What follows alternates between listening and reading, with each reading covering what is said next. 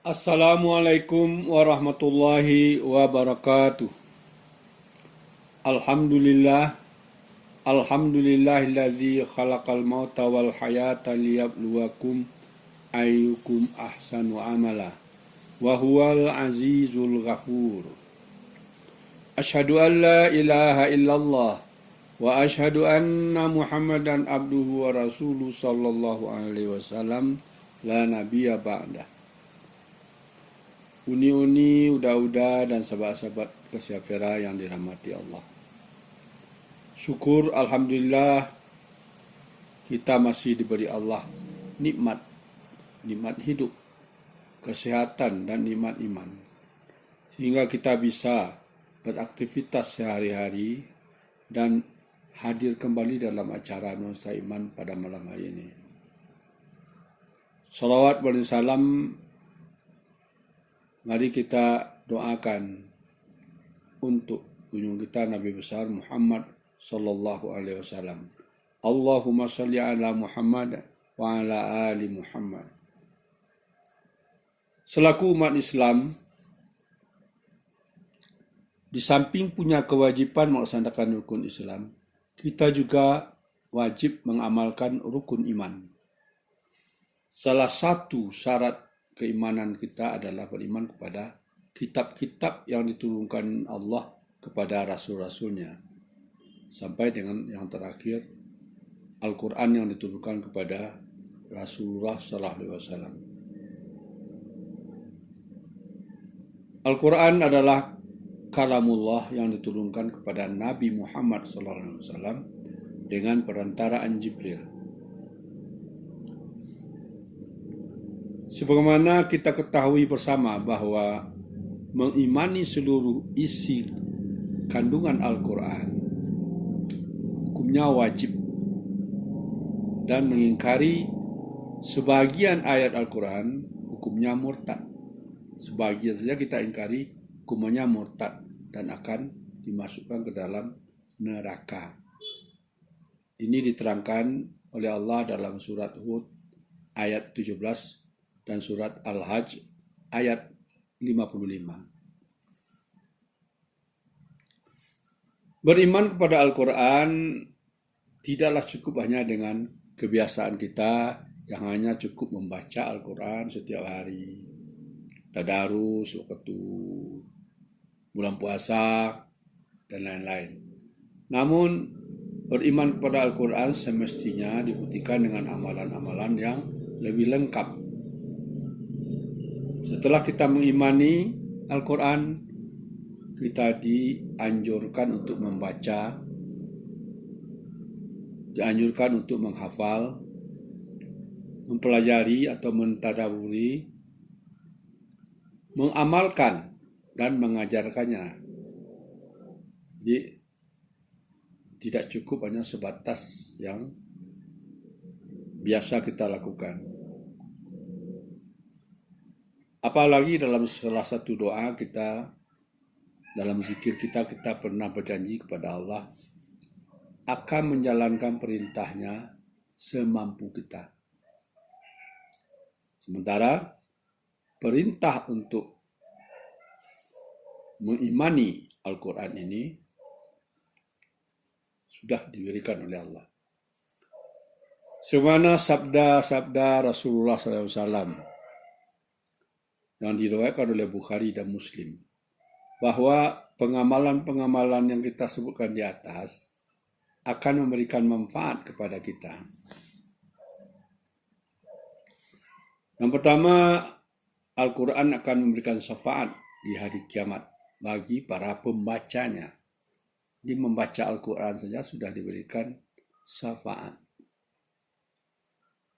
Yang kedua, orang yang mempelajari dan mengajarkan Al-Quran oleh Allah dipandang sebagai sebaik-baiknya manusia.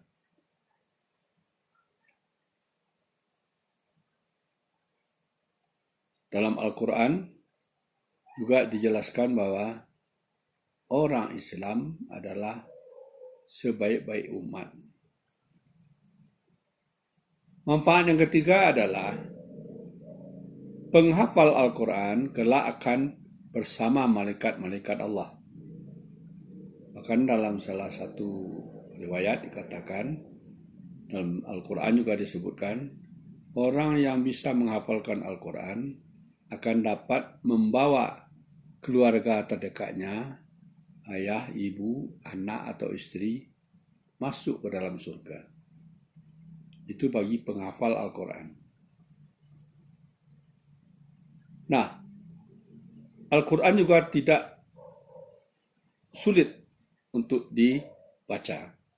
Walaupun kita belum lancar membaca Al-Quran, Allah tetap memberi pahala.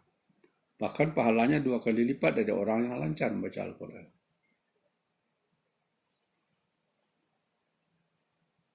Yang kelima,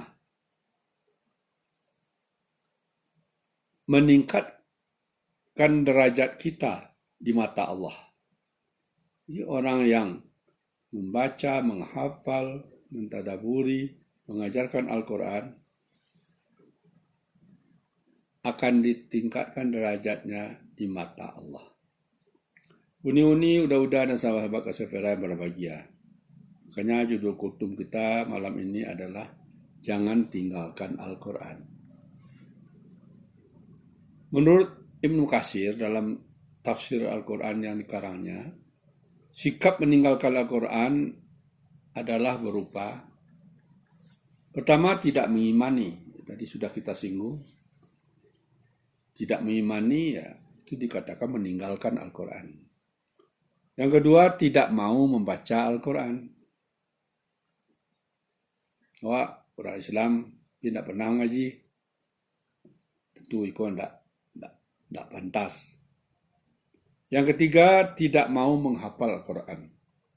Kita masih mampu, masih diagih utak tarang ingatan yang baik oleh Allah. Karena menghafal itu tidak harus hafal seluruhnya. Kalau bisa 30 juz, alhamdulillah.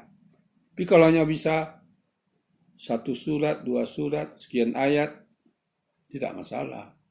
Sehingga tertolong pula salat awak.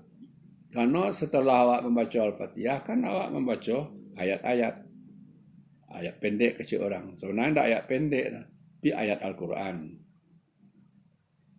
Yang pendek boleh, yang panjang jadi, yang menengah jadi jual. Jadi, itu gunanya awak menghafalkan Al-Quran. Yang keempat, tidak mau belajar, memahami, merenungi, dan memaknai Al-Quran. Nah, itulah. Kalau nomor rampik pun tak lakukan, awak bisa mengamalkan Al-Quran. Ya, bisa. Jadi, mengamalkan Al-Quran, mempraktekkannya itu tentu setelah awak memahami, merenungi, dan memaknai. Apabila awak bisa memahami, memaknai Al-Quran, apa cukup hanya dengan menghafal terjemahan? Tentu banyak jalan kemari. Pertama, mungkin awak belajar bahasa Arab. Sehingga awak bisa menterjemah seorang. Awak baca buku-buku tafsir yang ada. Taruh tafsir Al-Azhar, kok Ibnu Qayyim ada ya. Ibnu Katsir ada ya, dan lain-lain. Ditambah dengan nanti untuk mengamalkan Al-Quran tentu tambah dengan memahami pula hadis-hadis Rasulullah. Karena dalam Al-Quran mungkin tidak ada cara-cara untuk melaksanakan. Di hadis Rasulullah cukup dijalihkan cara-cara untuk mengamalkan isi Al-Quran. Lalu sikap yang kelima yang juga tercela adalah berbuat kegaduhan, mengecek kare-kare, sibuk dengan pembicaraan sendiri saat ayat-ayat Al-Quran dibacakan. Aku bila kejadiannya kok? Ketika di musaji, awak sudah sholat berjamaah, awak bersuruh je kawan-kawan, mau tak kare-kare, bergalak-galak. Sementara orang zikir, sudah zikir lah. Aduh, nak membaca Al-Quran. Nah, itu artinya kita sudah dianggap meninggalkan Al-Quran. Nampaknya mabayo cile adalah yang keenam, sikap meninggalkan Al-Quran adalah tidak mau mengikuti perintah-perintah Al-Quran dan mematuhi larang-larangannya. Anan diambil adalah yang menguntungkan awak saja. Kalau rasanya awak kerugi, kau bisa salah kau dilaksanakan. Atau pura-pura tidak tahu saya. Aku ada larangan. Kini alun taluk menghentikan larangan lain. Mungkin sekali hari lain lah. Diulur-ulur waktu untuk mengikuti perintah Al-Quran. Yo kalau itu ya awak. Kau mati awak sudah berbuat dan dilarang Allah. Dan itu rugi awak masuk awak ke dalam neraka. Bahaya meninggalkan Al-Quran kan penting. Di dunia dulu. Hanya ada bahaya kok di dunia dulu, di akhirat. Di dunia pertama, tersesat hidupnya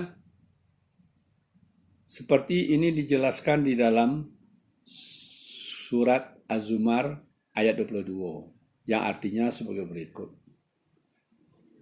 Orang-orang yang meninggalkan Al-Quran, maka kecelakaan besarlah bagi mereka karena dianggap telah membatu hatinya untuk mengingat Allah.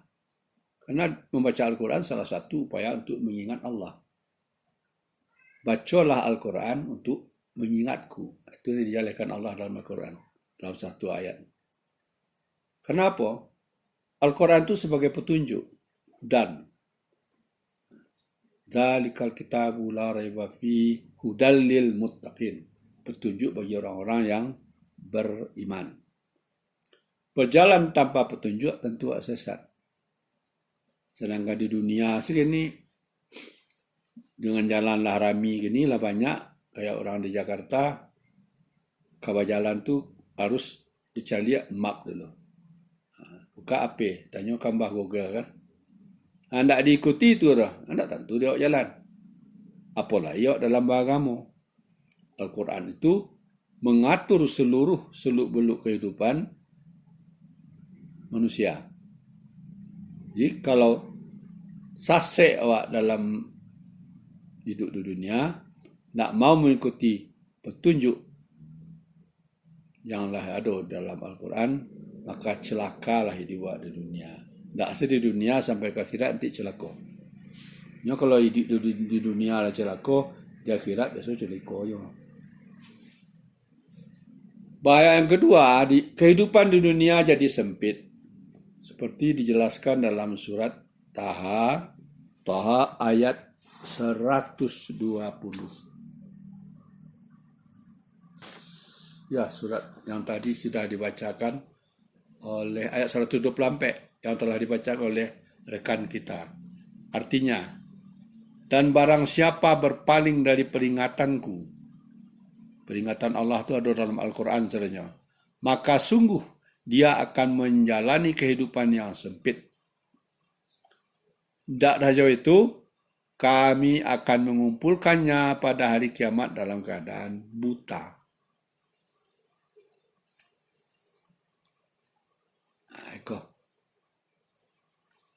Sehingga kalau awak berpaling dari Al-Quran, dari Allah, sesungguhnya kehidupan yang sempit, awak tidak punya keyakinan yang kuat, hidup tanpa pegangan, selalu resah, khawatir, kebingungan, selalu dalam keraguan. Bahaya yang ketiga di dunia adalah kita akan menjadi orang yang zalim. Kezalimannya itu sangat besar. Tolong dibaca nanti surat Al-Kahfi ayat 57. Yang keempat, bahayanya adalah hidup berteman dengan setan. Ini dijelaskan oleh Allah dalam surat Az-Zukhruf ayat 36. Bahwa setan itu adalah seburuk-buruk teman. Itu juga dalam surat An-Nisa ayat 38. Jadi, tentu awak tidak ingin mendapat bahaya dan nampak. Mari kita renungkan diri awak supaya tidak terjerumus ke dalam bahaya nampe.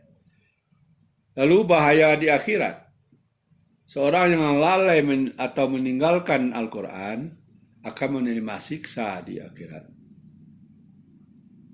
Dikumpulkan dalam keadaan buta, itu yang tadi sudah dibacakan juga, ayat 124 sampai 126. Yang artinya,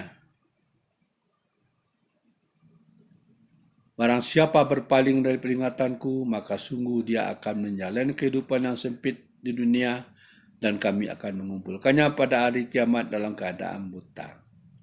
Pada ayat 125,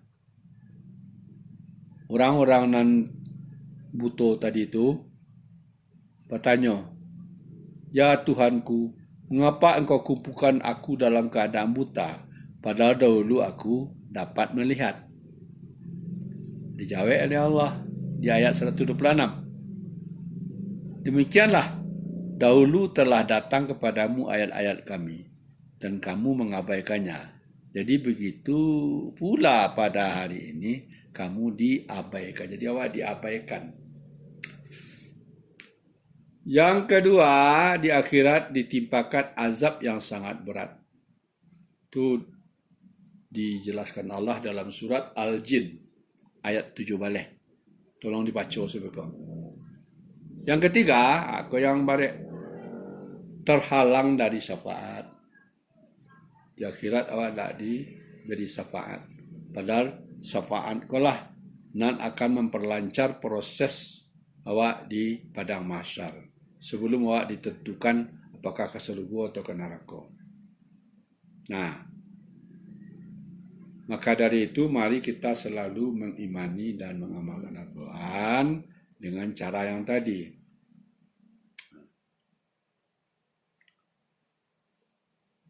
Tadi sudah awak singgung juga, pengamalan yang awak sampaikan akan lebih baik bila dilengkapi dengan kemampuan berbahasa Arab. Jadi kalau awak rajin membaca terjemahan Al-Quran, itulah memadai juga. Artinya lah ada masuk ke jiwa awak tentang ana mulia, ana nindak, ana wajib. Nah. Namun, seperti yang dibacakan surat Al-Baqarah ayat 208 oleh sahabat kita tadi, yang mengatakan bahwa awak diminta untuk masuk ke dalam Islam secara keseluruhan, secara kafah. Janganlah kamu mengikuti langkah-langkah setan. Sungguh ia musuh yang nyata. Jadi kalau awak berusaha untuk meningkatkan kemampuan awak dalam membaca dan memahami Al-Quran, sehingga pengamalannya akan lebih baik. Jadi mari Bapak dan Ibu, saudara-saudara, sahabat-sahabat Kasih Perak,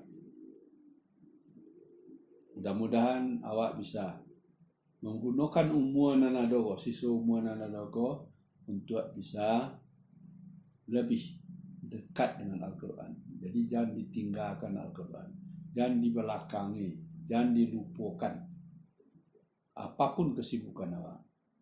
Karena Allah lah menjanjikan untuk memberikan kebaikan hasanah kepada kita kalau kita lagi taruh membaca, memahami, mendalami dan mengamalkan Al-Quran. Itulah yang bisa kita baca malam ko. Sekian saja dan terima kasih. Terima kasih kepada yang telah membacakan Al-Quran, ayat Al-Quran tadi, bacakan sari tilawah, dan tadi semua tentu terima kasih kepada Dallas dan Liun yang telah menggarakan acara Qatarwih dengan baik. Itu berterima kasih. Billahi taufiq wal hidayah. Wassalamualaikum warahmatullahi wabarakatuh. Maaf bila ada kekurangan dan kesalahan.